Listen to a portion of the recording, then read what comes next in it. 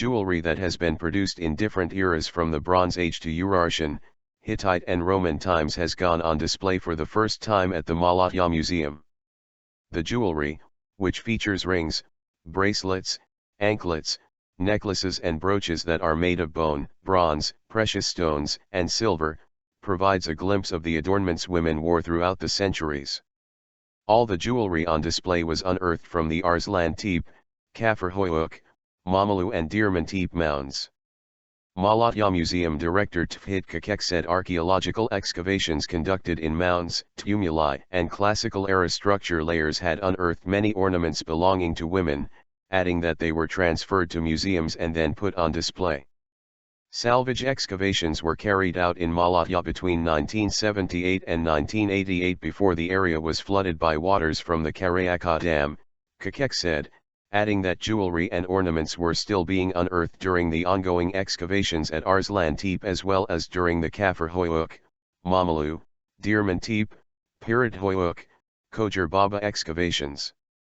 Some of the jewelry dates back as far as 3000 BC, he said. These are very thin and finely processed necklaces and bracelets. Along with them, some fibulas, a piece of jewelry that is used to attach two pieces of clothes to each other, and necklaces that we call idols were also produced in the ancient ages.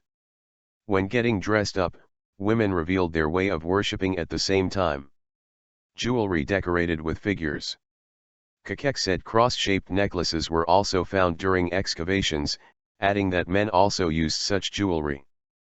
Particularly, the belts of the Urartian kings were ornamented with figures like horses and other animals. There were also glass-made bracelets and necklaces. Some bronze and gold rings have figures of goddesses such as Hera and Athena. Men's rings have Zeus, Apollo, and Ares figures. We see these figures especially in the Roman-era artifacts, he said. Kekeç said the archaeological excavations in other provinces had unearthed jewelry from earlier eras, adding that thanks to the interest of women, jewelry had been a sector since the ancient ages.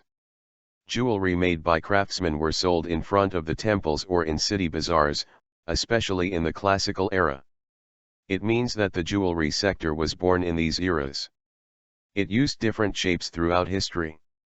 Figures and shapes from the previous eras were sometimes used in the next eras. We see it in graves that we unearth during excavations. For example, we see that a snake-head Urartian bracelet was produced of glass in the Christian and Roman eras.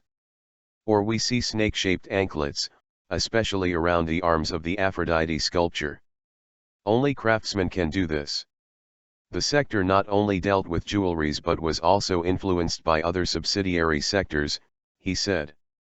Kekeç said women visiting the museum showed great interest in the jewelry. They were very interested in necklaces. If they could find someone to do the same jewelry, we believe that they would do it, he said.